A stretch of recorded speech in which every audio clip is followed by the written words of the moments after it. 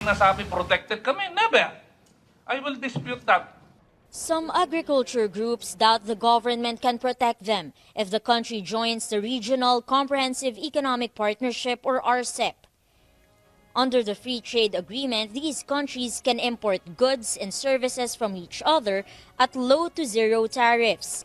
In a Senate hearing, the Department of Trade and Industry says it is careful in the negotiations and that so-called sensitive products such as onions, rice, and sugar will be exempted from low tariffs to protect Filipino farmers. The government will continue to provide the needed support and level the playing field to equip and sharpen the capacity of our businesses, including those in agriculture. Since the Philippines is the only ASEAN country that has not ratified RCEP, Trade Secretary Alfredo Pascual warned our trade partners might choose to do business with other countries.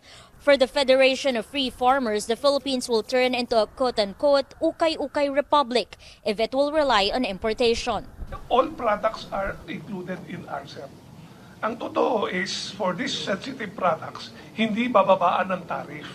Pero mag-aangkat pa rin tayo at those tariff rates. They are not excluded. No?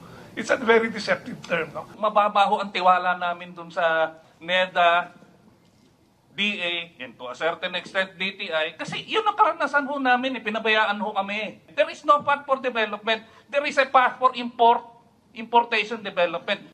Senate President Migz Zubiri says the 18th Congress was hesitant to ratify RCEP due to farmers' concerns. He's now saying the agriculture sector has 10 years to adapt before the full implementation of the agreement. If we do not improve within those 10 years, then talaga shame on us as a country to help not being able to help our farmers. That's 2033. I won't even be in politics anymore. I'm going to retire after this term. But even Senate President Pro Tempore Loren Legarda, who presided over the hearing, has reservations. Since the treaty can no longer be amended, she asked for clear guidelines on how the government will support local industries. They do not believe us anymore. So you have to convince them.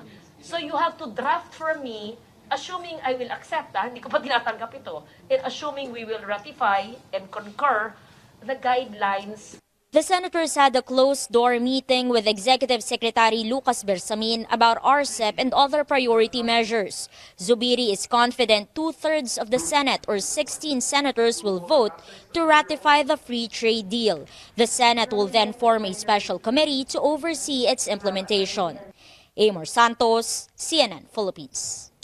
Senator Eimor Marcos asks why rush the ratification of the free trade deal. The senator who chairs the Committee on Foreign Affairs explains she cannot defend RCEP, knowing how it might impact farmers. She calls for a subcommittee to look into it instead. In response, this is what Zubiri said. But that will never end. The problems of the agriculture sector are a multitude of problems, di ba? Very expensive fertilizer. Kasalanan ba ng RCEP yan? Ang pag-uuli ng smuggling, kasalanan ba ng RCEP yan? Hindi kasalanan ng RCEP yan. Kasalanan ng agency yan. Who, by the way, said it by her brother. So I think they should have a long talk together, the two of them. Zubiri expects a ratification of the RCEP before Congress adjourns on March 25th.